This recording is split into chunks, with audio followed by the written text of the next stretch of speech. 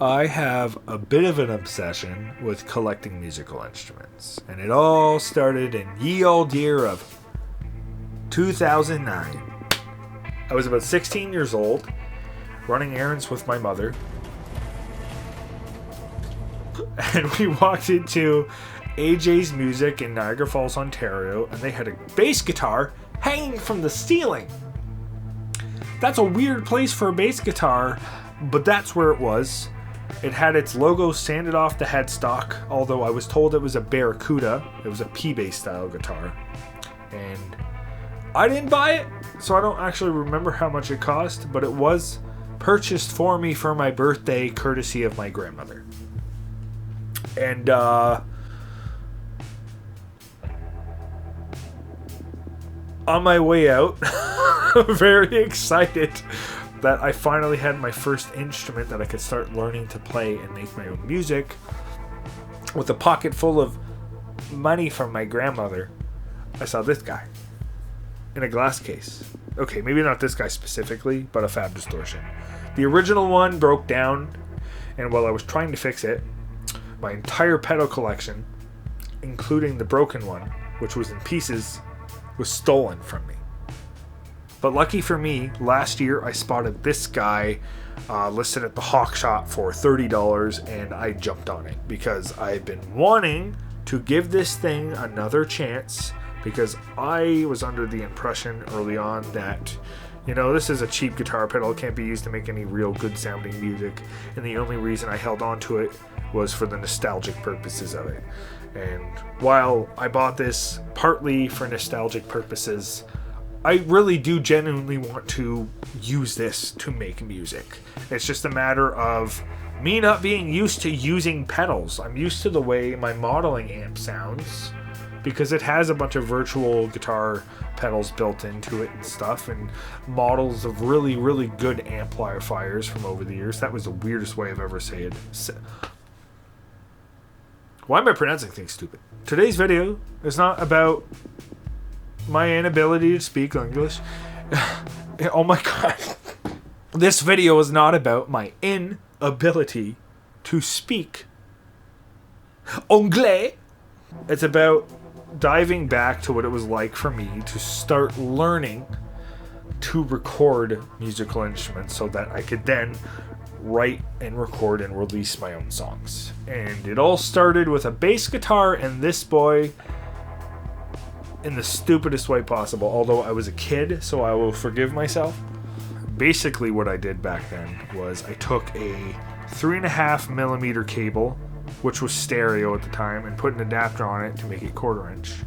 And this would go into the output of the pedal and into the input of my laptop. And yes, I am referring to the microphone input of my laptop. And if you're wondering how that sounded,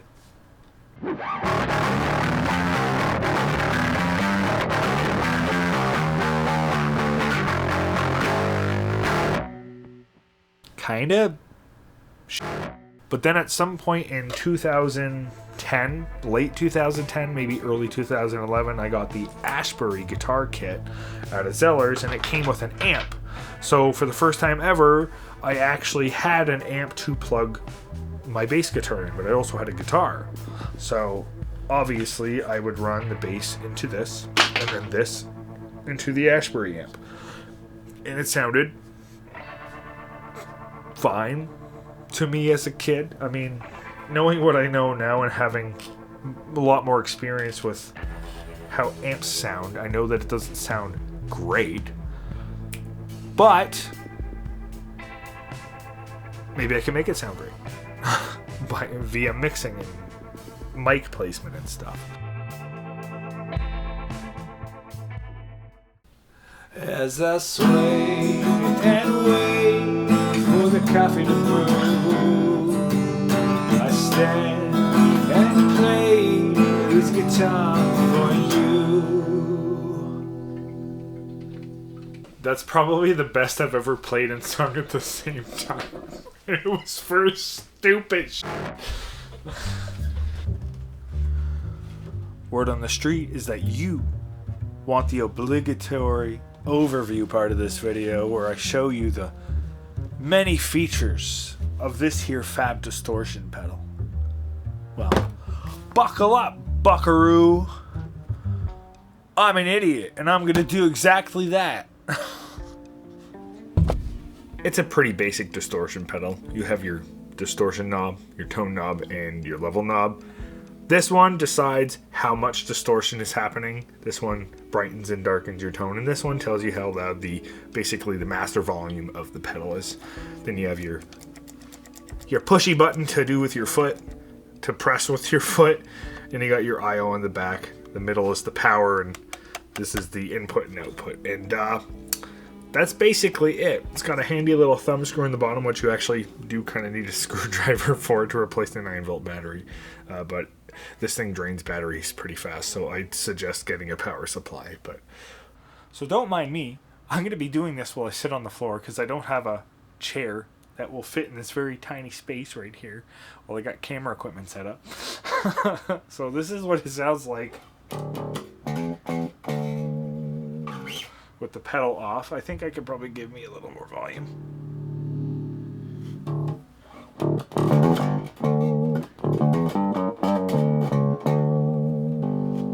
So yeah. And now I'll turn the pedal on. Try and match the volume. A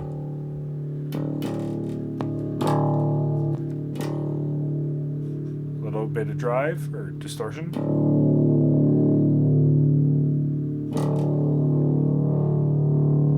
Ooh. There's a little growling.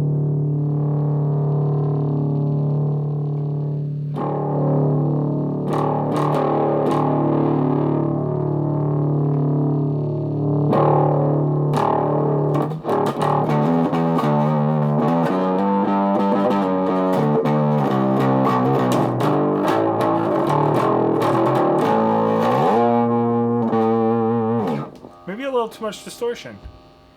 I'm going to turn the tone up all the way.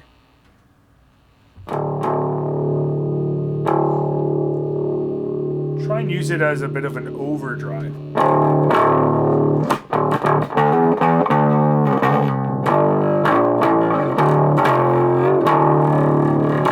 Maybe a little more distortion.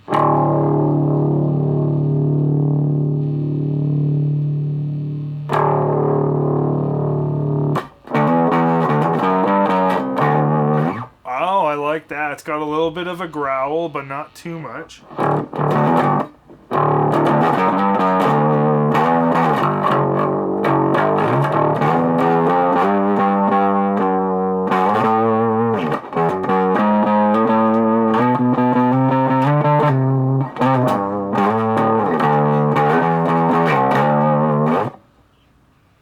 Yeah, I'm into that. I'm going to go get comfortable in an actual chair, though.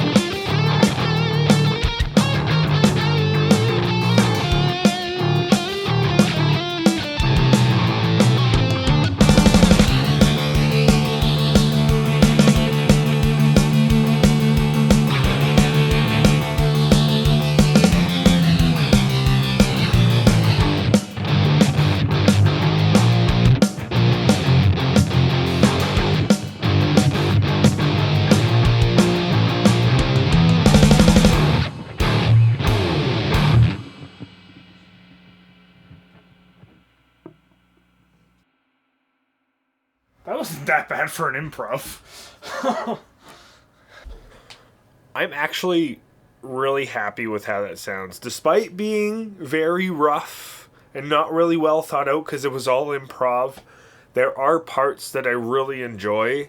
So I think I'm going to work on sculpting it a little bit more and turning it into something a little bit more than it is. I just said the same thing in two different ways. And the heater's back on. But anyways, I think I'm going to leave this video here because I kind of did everything I set out to do already. But before I go, I would like to give a shout out to Not a Luthier here on YouTube, because they're absolutely incredible, and while they don't need my help to grow, they deserve the growth. That's what she said.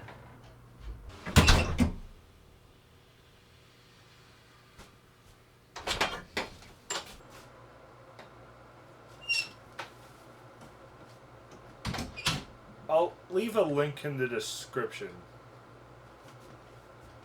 What the fuck was that?